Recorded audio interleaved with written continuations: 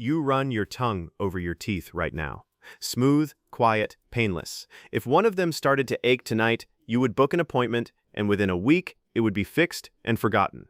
But for almost the entire span of human existence, that same small twinge was a sentence. For more than 300,000 years, a rotting tooth could mean months of grinding pain, an infection that crept into the jaw and the blood, and in the worst cases, a slow death. There were no dentists. So what did your ancestors actually do when a tooth began to rot?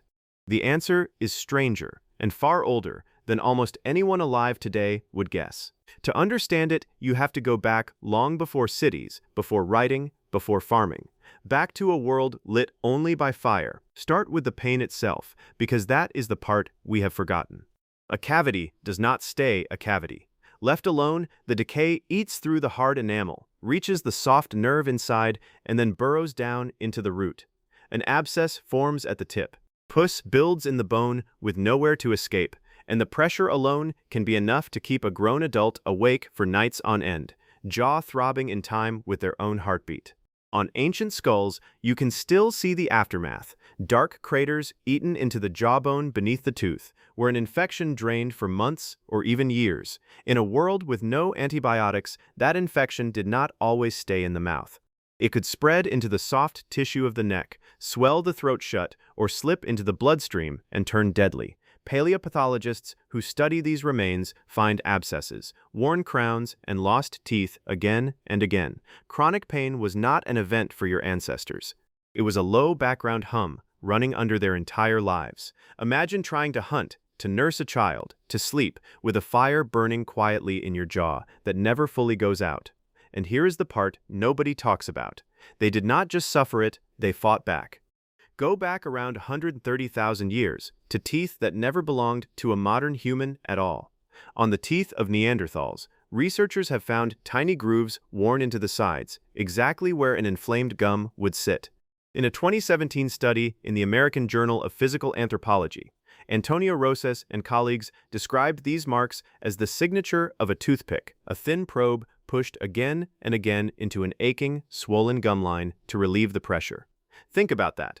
Before our species had spread across the planet, another kind of human was already leaning over a fire, working at a sore tooth with a sliver of bone or wood. Your urge to poke at something stuck in your gum is older than your species. But poking is not repairing. So when did someone first try to actually fix a tooth? Around 13,000 years ago, in the mountains of what is now Tuscany, in a rock shelter called Riparo Fredian. In 2017, Gregorio Auxilia and a team from the University of Bologna described two front teeth from a single Ice Age hunter-gatherer. Each had a hole bored down into the pulp, the sensitive chamber at the center. Under the microscope, the walls of those holes showed scratch marks, the traces of a sharp stone tool used to scrape out the decay. And packed inside was bitumen, a natural tar, mixed with plant fibers and tiny hairs. This is the oldest known dental filling on Earth. Someone drilled into a living tooth with a stone point, with no anesthetic, and sealed the wound. The person sat still and let them do it, because the alternative was worse. Now hold that image, because it gets more deliberate. Move forward to a graveyard in what is now Pakistan, at a Neolithic site called Mergah.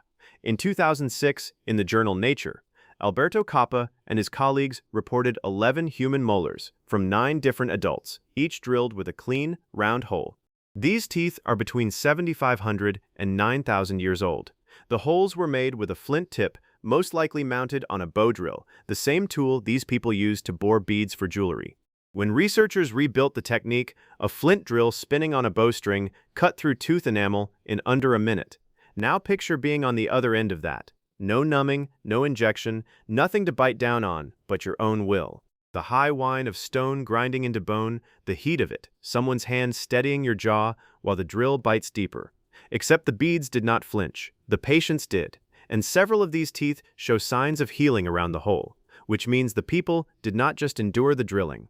They survived it and lived on. This was not one desperate accident. It went on at that single village for roughly 1,500 years, a tradition.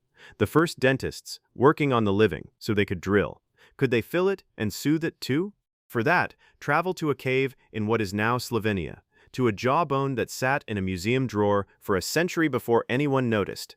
In 2012, in the journal PLOS One, Federico Bernardini and his team examined a canine tooth, roughly 6,500 years old, and found a crack and a worn cavity, sealed with beeswax.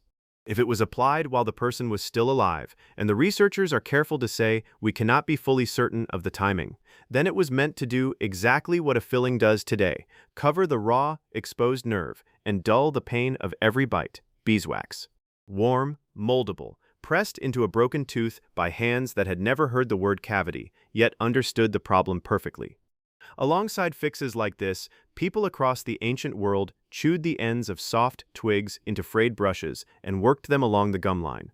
And many of those plants, we now know, carry genuine antibacterial and pain-dulling compounds. The bark, the resin, the bitter sap that numbed a sore mouth. They had no chemistry, no word for the molecules doing the work, but over thousands of years of trial, memory, and hard-won pattern, they learned which plant quieted the ache and which one did nothing. They were not guessing blindly. They were reading their own bodies and passing down what worked. But here is the twist that changes the whole story. For most of human history, teeth were not rotting nearly as often as yours. If you dig up the skulls of ancient hunter-gatherers, something surprising shows up.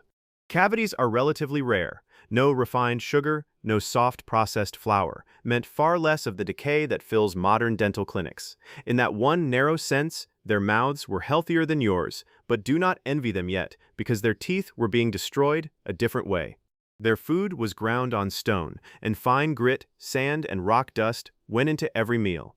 Over a lifetime, that grit wore their teeth down like sandpaper, flattening the crowns, sometimes grinding straight through to the nerve. Better in one way, far worse in another. And then everything changed. So what changed it? Farming.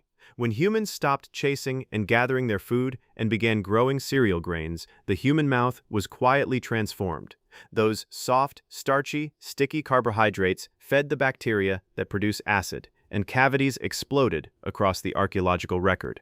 The very shift that gave us bread and beer and settled towns also handed us the modern rotting tooth. The pain your ancestors fought with tar and beeswax became far more common, not less, the closer they moved to a life that looks like ours. Which brings it back to you, tonight, running your tongue over your teeth. That flash of pain when cold water hits a sensitive tooth. That sharp jolt when something sweet finds a soft spot. That flinch that makes you stop mid-bite.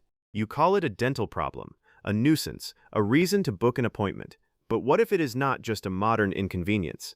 What if it is the exact same signal, firing on the exact same nerve, that ran the daily lives of the people who came before you for hundreds of thousands of years? The nerve inside your tooth has not changed. It is the same warning system, the same raw alarm that your ancestors could not switch off. The difference is not your body. The difference is that you can silence it in a single afternoon, and they had to build their whole lives around it, with toothpicks and tar and beeswax and sheer endurance. We traded that constant, low ache for a comfort so complete we forgot it was ever a war. Your ancestors bored into living bone with stone and sealed their wounds with wax and endured. You feel a twinge and you make an appointment. So the next time that small pain flickers in your jaw and fades, remember what it once meant and how many people suffered it in silence so that you would not have to.